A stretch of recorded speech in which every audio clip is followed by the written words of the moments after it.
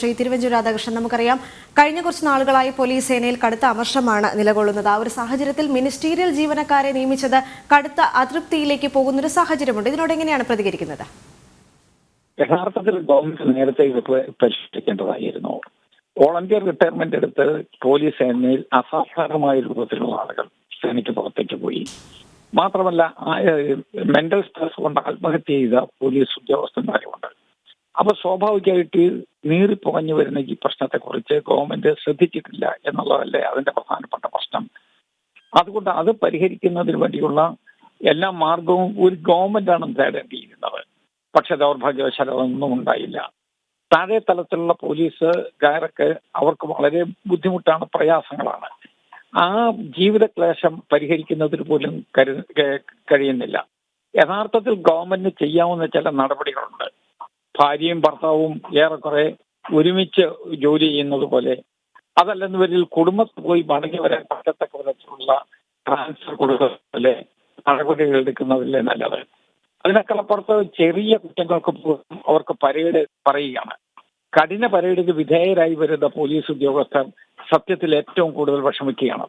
അപ്പൊ മേലുദ്യോഗസ്ഥന്മാരുടെ ഏറ്റവും കഠിനമായ ശിക്ഷണ നടപടികളും ആ നടപടികളിൽ നിന്ന് ഒരിക്കലും പരിരക്ഷ കൊടുക്കാത്ത വിധത്തിലുള്ള സമീപനവും എല്ലാം കൂടി വന്നപ്പോൾ പോലീസുകാർക്ക് സത്യത്തിൽ ജോലി ചെയ്യുന്നതിനേക്കാൾ ഭേദം ജോലിയിൽ നിന്ന് പിരിയുന്നതാണ് എന്നൊരു തോന്നലാണ് ഉണ്ടായിട്ടുള്ളത്.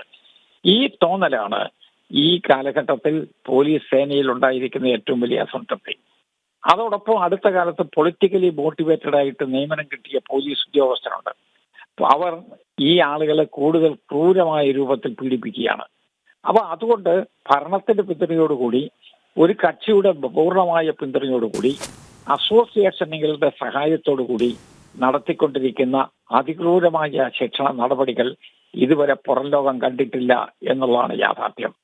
അതാണ് അവരിലുണ്ടായിട്ടുള്ള അസംതൃപ്തിയുടെ ഏറ്റവും പ്രധാനപ്പെട്ട വശം.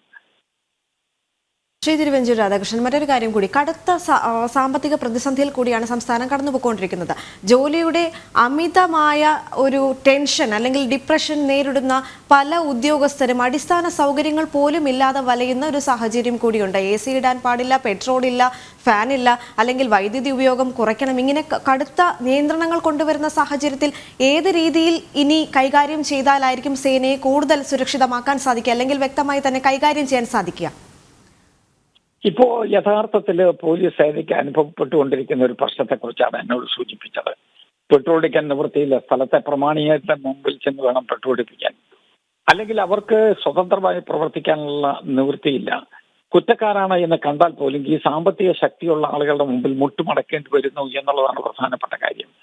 ലോക്കലായിട്ടുള്ള നേതാക്കന്മാർ തലയിൽ കയറി നിരങ്ങുന്നത് കൊണ്ട് ആത്മാഭിമാനത്തോടു കൂടി അവർക്ക് പിടിച്ചു നിൽക്കാൻ പറ്റുന്നില്ല എന്നുള്ളത് മറ്റൊരു പ്രധാനപ്പെട്ട പ്രശ്നമാണ്. ഇതെല്ലാം കൂടി വരുമ്പോൾ പോലീസിലെ ജോലി എന്ന് പറയുന്നത് വളരെ ദുഷ്കരമായി മാറുകയാണ്.